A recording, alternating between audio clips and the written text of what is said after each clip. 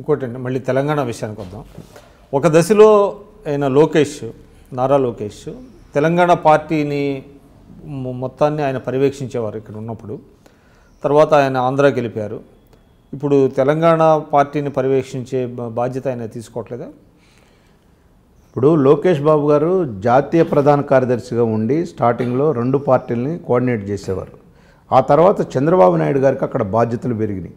వారు ఎప్పుడైతే రాష్ట్రం ఇబ్బందులు పడుతుందో, పెట్టుబడులు రావాలా, ఇతర దేశాలకు పోవాలా, చూసుకోవాలా, ఆయన ఒక్కడికి వర్క్ లోడ్ ఎక్కువైంది.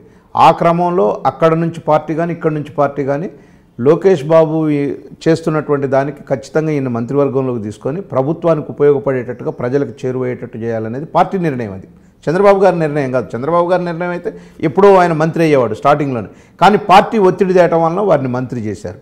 మంత్రి చేసిన తర్వాత వారికి బాధ్యతలు ఎక్కువ పెరిగినాయి. అటు రాష్ట్రం మీద అక్కడ ఉన్నటువంటి మంత్రులు వీళ్ళు వాళ్ళ కోఆర్డినేషన్ పెరిగిన క్రమంలో సార్ ఇక్కడ ఫుల్ ఫ్లెడ్జ్లో ఒక రమణ గారిని అధ్యక్షులను పెట్టి మొత్తం ఒక steering committee, central committee, politburo అని ఒక 10 మందితో కమిటీ పెట్టారు.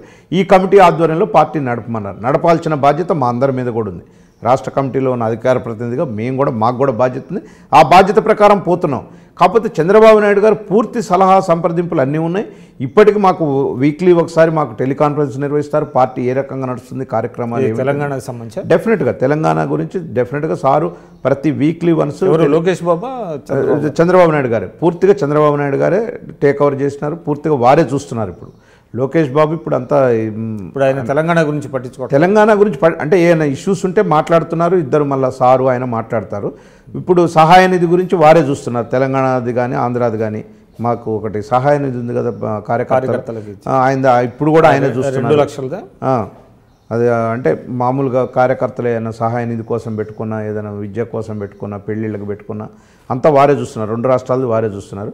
ఈ పొలిటికల్గా ఏదైనా వస్తే చంద్రబాబు నాయుడు గారు మాకు డైరెక్షన్ ఇవ్వటం, మేము ఏదైనా ఒక ప్లాన్ చేసి ఒకసారి ఇట్లా పోతున్నాం అంటే గో హెడ్ అని అంటాం. అంత పూర్తి సహాయ సహకారాలు ఉన్నాయి.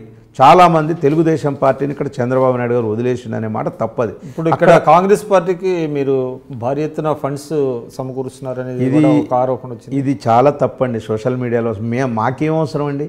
ఇవాళ అధికారంలోకి రావాల్సింది వాళ్ళు, మెయిన్ స్ట్రీమ్లో ఉన్నది వాళ్ళు. ఇంకా వాళ్ళు ఏమన్నా మాకు ఇస్తారా అనేది రివర్స్ రావాలి. కానీ ఇది రివర్స్లో వస్తుంది అంటే అదొక ఆనవాయితీ అయిపోయింది. మేమెందుకు డబ్బులు ఇవ్వాల్సిన అవసరం వస్తుందండి? మాకు అంత అవసరం లేదు. ఇవాళ మేము వాళ్ళు 90 ఉంటే వాళ్ళు ఒకళ్ళు 80 ఉంటే మేము 20 ఉన్నాం అనుకో, మా 20 వాళ్ళకి అవసరం కాబట్టి మేము వాళ్ళకి డబ్బు ఇచ్చి వాళ్ళకి సీట్లు ఇచ్చి మాకు అంత అవసరం లేదండి. కాకపోతే ఇవాళ తెలంగాణ ప్రచారం అంటారా? ప్రచారం జరుగుతుంది. అది ఉత్తగా సోషల్ మీడియాలో అధికార పార్టీ కల్పించిన ప్రచారం తప్ప వేరే ఏం లేదు. అధికార పార్టీ ఎంపీలే మాట్లాడుతున్నారు అడ్డగోలుగా, ఇన్ని కోట్లు ఇచ్చారు, బేస్లెస్ ఎలిగేషన్స్ చేస్తున్నారు. అవన్నీ అది సాధ్యమైద్దా? ఎట్లయిద్ది అది?